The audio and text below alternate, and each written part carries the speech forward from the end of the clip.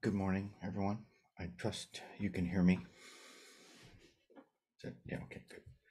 Um, Hi, everybody. uh, uh, t- this morning, I want to talk about a really important um, teaching in in the in the Korean Buddhist tradition, but um, it's not something that Korean Buddhism has any kind of monopoly on, but it is something that is very prominent, and that's a teaching that comes from a Korean Zen master named Chinul or Chinul, um, and so the teaching that he gave is usually translated into English as tracing back the radiance, um, and this is a good example of or it makes it possible to give a good example, I think, of the way in which sometimes Buddhist teachings can seem contradictory. Um, right in the Heart Sutra, we say there is no attainment and nothing to attain. And then just a few lines later, we say all Buddhas attain Anuttara Samyak Sambodhi. And on the face of it, that's a direct contradiction. There's not only is there no attainment, but there is nothing that can be attained. But all Buddhas attain Anuttara Samyak Sambodhi. And this isn't like some sort of a problem with the translation. The word attain is exactly the same in the original Chinese in both of those statements, which can appear to be contradictory. Um, but often things that appear contradictory are just different ways of looking at the same thing. Um, there's a famous a Chinese Buddhist poem called the Sandokai. Um, Although that's actually the Japanese pronunciation of the title of it, but the original title is something like the equality of difference and sameness. The equality of difference and sameness. It's a really beautiful poem, and one of the lines in it is that um, the light and dark oppose one another like the front and back foot in walking. So whenever we walk, there's always one foot behind and one foot in front. And the foot that's behind is pushing forward. The foot that's in front is pushing back. But they're not opposing one another. They're not opposing one another in the sense of fighting against each other. They're working together, and that's how they work together. The back foot has to push forward, otherwise you would never, the purpose of walking is to get somewhere, and you wouldn't be going anywhere if one foot wasn't pushing ahead. But if if the front foot doesn't push back, then you fall on your face. And so, and it isn't just enough for one foot to push in one direction and the other foot to push in the other direction. The back foot has to push forward a little bit more than the foot pushes back. The front foot has to push back just enough to catch yourself. Walking is really a process of continually falling forward and catching yourself. And then, of course, to make it even more interesting, the feet change jobs. So the front foot becomes the back foot, and the back foot becomes the front foot. And then you can say, well, I thought this foot was the front foot. If you latch on to the words, you can make yourself confused.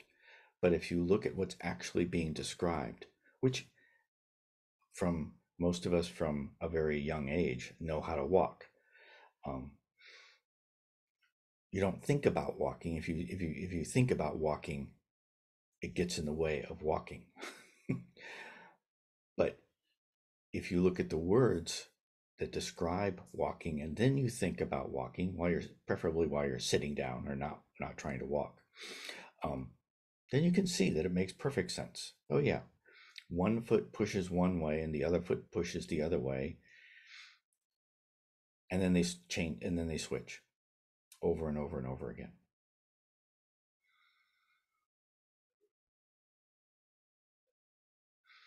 So in the four great vows, we say, greed, hatred, and ignorance rise endlessly. I vow to abandon them.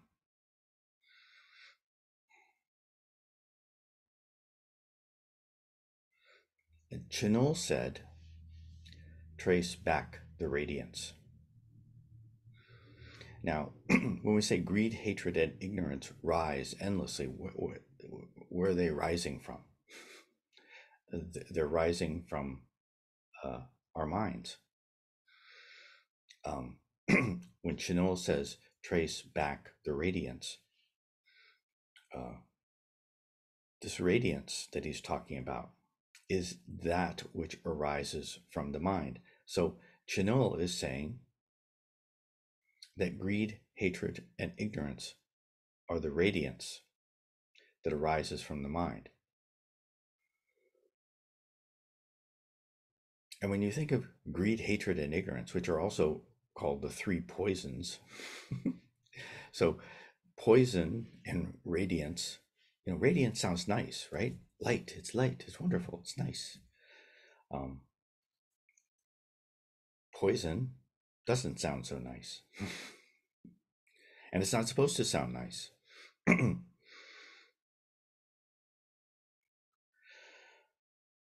So viewed one way, the stuff that arises in our minds is the cause of all suffering. Viewed another way, the stuff that arises in the mind is the path to enlightenment. That's why Chinul said trace back the radiance, because that is a teaching that points directly to the mind, which is the path to enlightenment.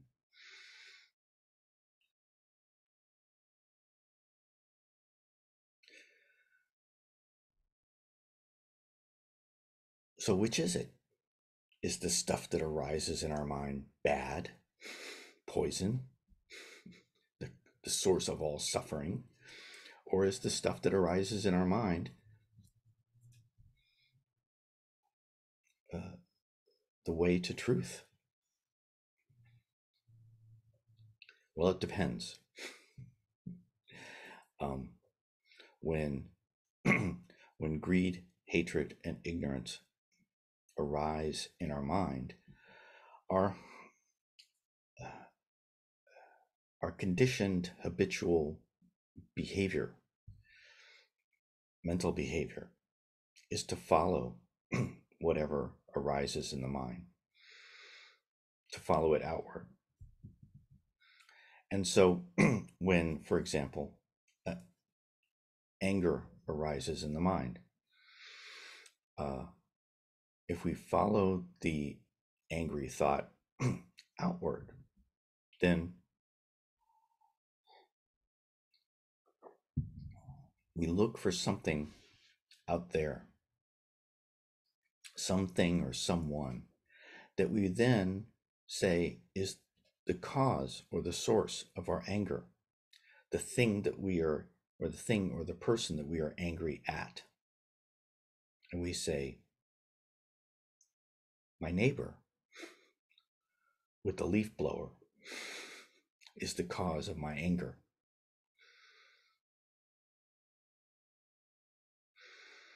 And that's how anger becomes one of the three poisons.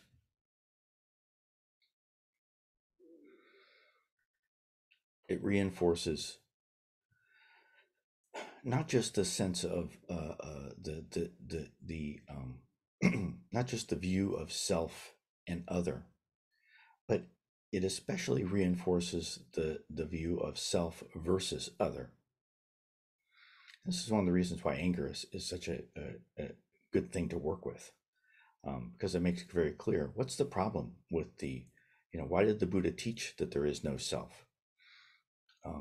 Because our conception of self is the source, is the where the idea of self versus other comes from.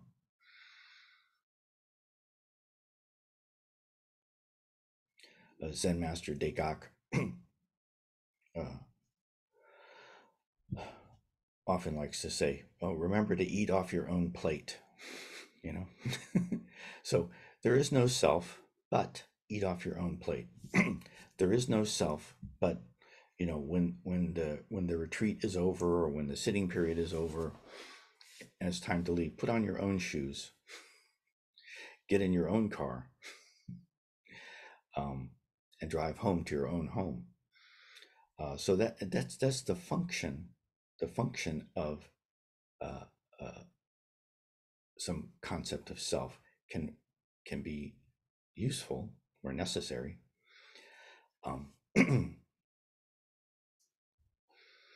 But when greed, hatred, and ignorance arise in our minds, and we look for someone to blame or someone or something to desire that is outside of ourselves as the source, as the cause of this greed, hatred, and ignorance that we experience, then that's where self versus other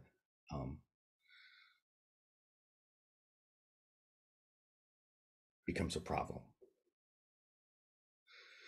But if when stuff arises in the mind,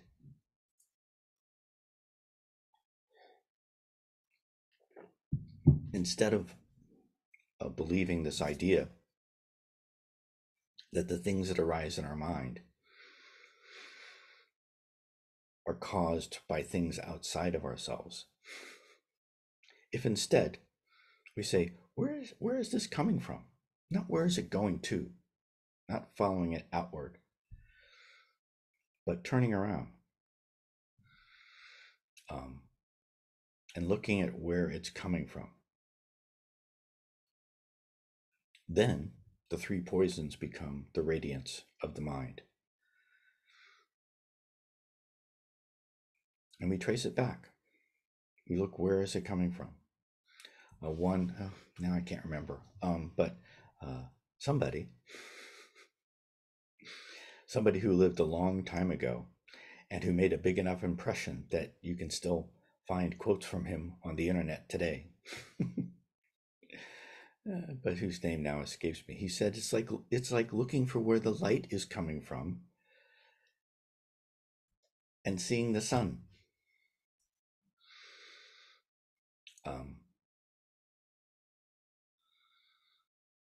And another famous turn of phrase that I think can be traced back to the Buddha himself is the phrase of the finger pointing to the moon.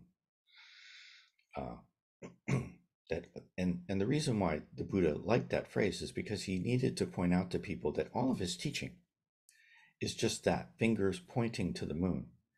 That as useful and as wonderful and as brilliant as the teachings of Buddhism are, they are not the truth. They are fingers pointing to the moon.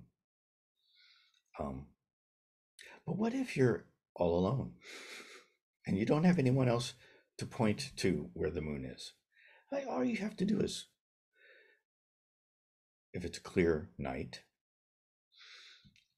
look up and look for where the big light is in the sky. It's by far the biggest light in the sky, the moon. Just look for where the light is coming from. So when we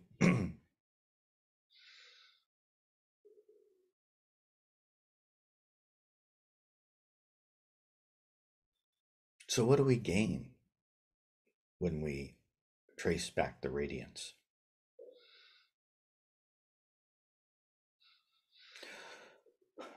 Which is, really no one can do that for you. No one can see the sun or see the moon for you. Someone can point it out to you if you, for whatever reason, can't figure out where the sun or the moon are, which really is fairly easy to do on your own. I don't want to give too much away, and I don't want to claim too much for myself. I've had a little glimpse of this. But, if you trace back the radiance, if you say, where is this stuff coming from? It's coming from the mind. It's coming from our mind, my mind.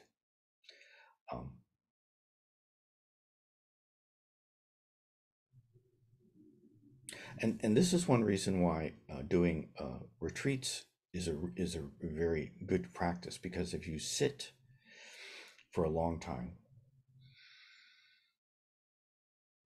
preferably several days or a week or more, and you're in a very nice, pleasant environment, someplace like Furnace Mountain, out in the countryside, nice and peaceful, quiet, just sitting.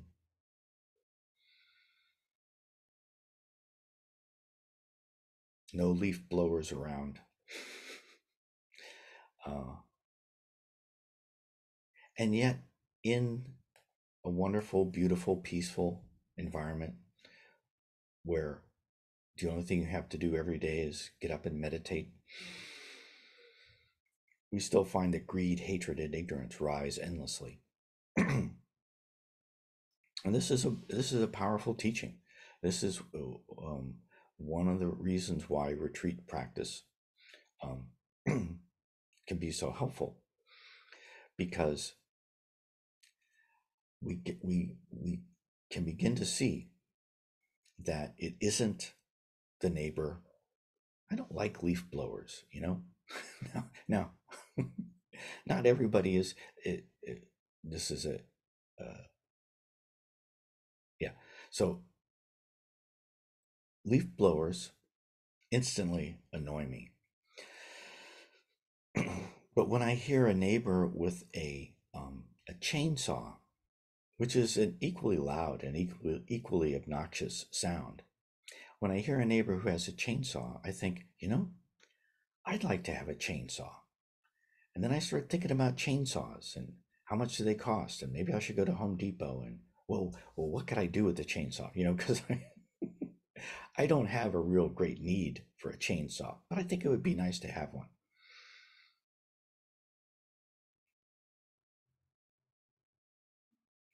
And just this is kind of a corollary to a lot of what I'm talking about, which is that the same thing that gives rise to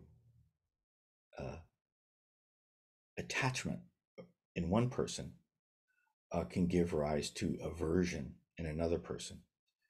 So many people, when they hear the neighbor with the chainsaw, will have the same reaction that I have when I hear the neighbor with the leaf blower. They'll think, "Oh, I don't like that noise, and I think the city council should ban those things so that they don't create noise pollution." But that's one traditional way of proving, really, that our attachment and our aversion come from our own minds, not from the external things that we attribute the attachment and the aversion to. Because one person experiences attachment or desire for something, another person experiences aversion to the same thing. And this is one of the things that we can find when we follow Chinul's advice and trace back the radiance. We see that this is where greed, hatred, and anger are coming from. From within, from our own minds. And this is difficult to work with when you feel anger. To realize that no matter how justified you can convince yourself that you are in your anger or aversion towards something, it comes from your own mind. My anger comes from my own mind. Let me think. Let me see if I can remember this name. No, another name I can't remember. But if you see this clearly, of course, seeing it clearly once, it'll the next time the neighbor fires up the leaf blower or whatever it is that pushes your buttons, the anger will still arise. But now you have a little bit of ammunition. You can have a little less of a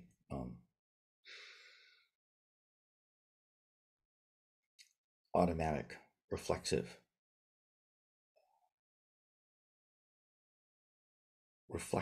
and unreflective tendency to just immediately follow the anger.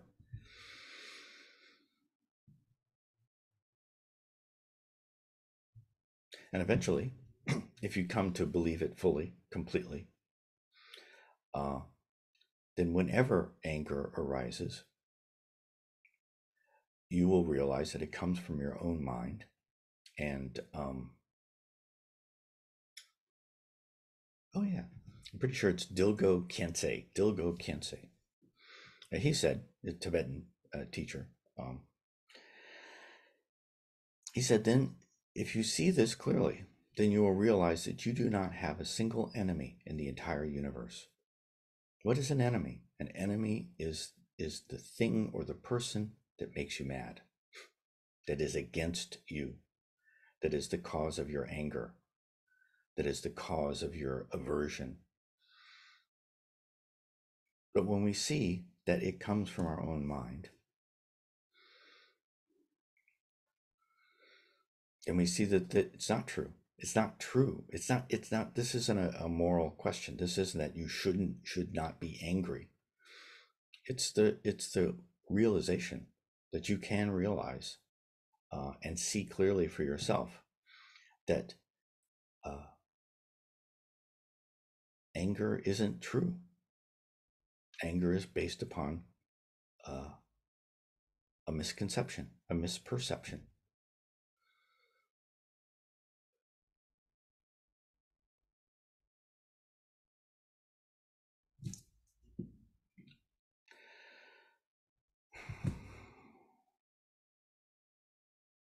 So, and just one final thing about this is that this is a teaching that you can generalize. Always look for where things come from. Always ask, where does this come from?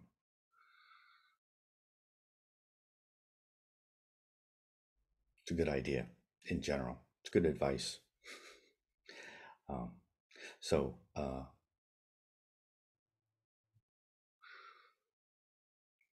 yeah, Chinul taught that whatever arises in our minds, we should view it as the path to liberation, as the way to Buddhahood. And Dilgo Khyentse taught that if you can see clearly where anger comes from, then you will come to understand that you do not have a single enemy in the entire universe. Wouldn't that be wonderful to not have a single enemy anywhere? So that's all I've got. Thank you for listening. And it's good advice. It can be hard to follow, but it is possible. It's important to see that it is possible. Yeah. Thank you for listening.